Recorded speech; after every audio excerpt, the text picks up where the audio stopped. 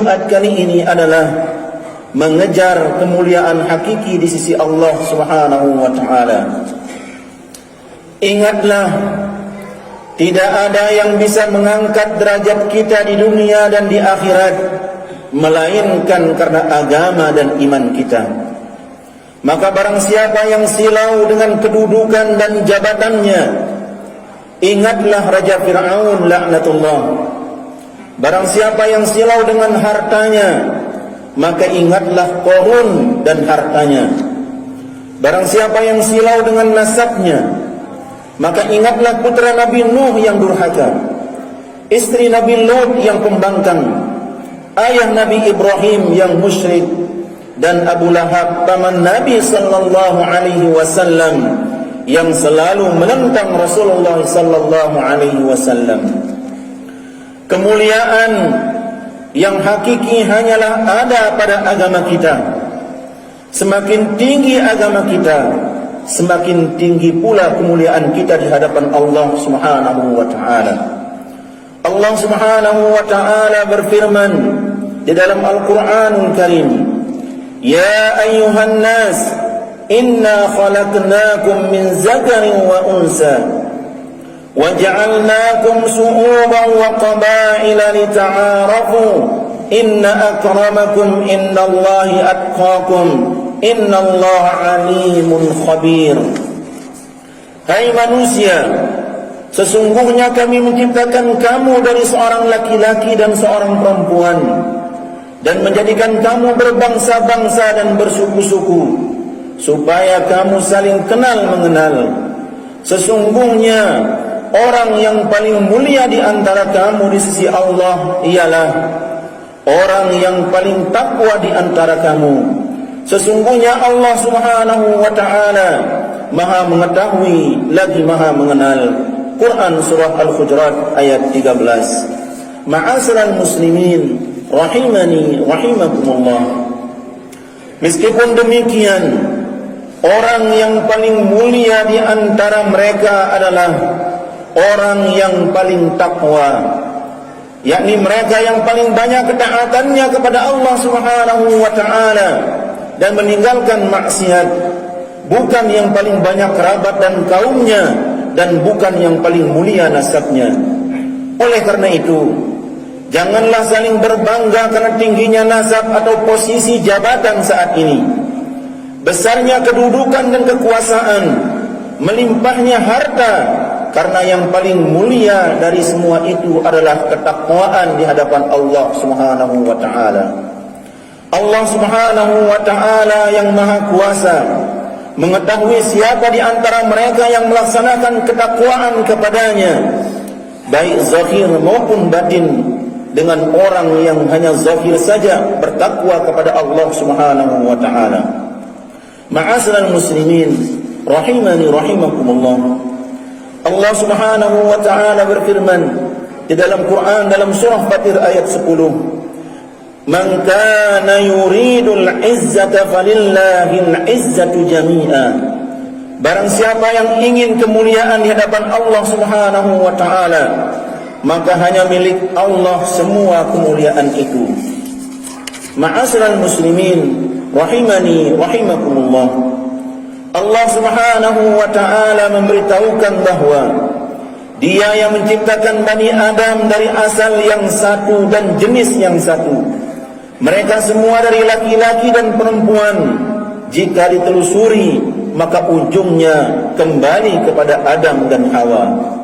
Allah Subhanahu wa taala menyebarkan dari keduanya laki-laki perempuan yang banyak dan memisahkan mereka, serta menjadikan mereka berbangsa-bangsa dan bersuku-suku, agar mereka saling kenal mengenal, sehingga mereka saling tolong-menolong, bantu-membantu, saling mewarisi, serta memenuhi hak kewajiban mereka.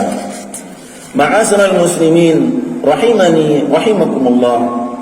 Barang siapa yang mencari kemuliaan di dunia dan di akhirat, maka hendaknya ia mencarinya dari Allah Subhanahu wa taala, dan itu tidak akan diperoleh kecuali dengan ketaatan kepadanya, karena seluruh kemuliaan adalah milik Allah Subhanahu wa taala yang mulia. barang siapa merasa mulia dengan yang Maha Pencipta, maka Allah Subhanahu wa ta'ala akan memuliakannya.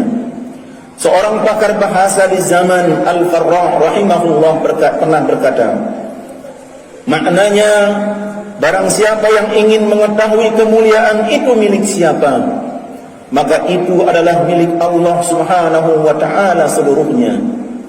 Imam Qatadah rahimahullah, seorang alim pakar tafsir, berkata, maknanya, barang siapa yang ingin mendapat kemuliaan, maka hendaknya ia mencari kemuliaan itu dengan ketaatan kepada Allah Subhanahu wa ta'ala. Allah Subhanahu wa ta'ala berfirman, "Falillahil izzatu jami'a." Maka bagi Allah Subhanahu wa ta'ala kemuliaan itu untuk semuanya. Maka hendaklah memintanya dari Allah Subhanahu wa ta'ala semata. Sebab selainnya tidak ada yang memilikinya sedikit pun. Dan Allah Subhanahu wa ta'ala memberi kemuliaan kepada siapa yang Dia kehendaki. Ma'asyiral muslimin rahimani rahimakumullah. Sesungguhnya kemuliaan seorang hamba terletak pada ketaatannya menjalankan ibadah kepada Allah Subhanahu wa ta'ala. Kekuatan seorang muslim terletak pada rasa tawakalnya kepada Allah Subhanahu wa ta'ala. Keselamatannya terletak pada baiknya kualitas solat yang ditunaikan. Bagusnya kesudahan terletak pada ketakwaannya kepada Allah Subhanahu wa ta'ala.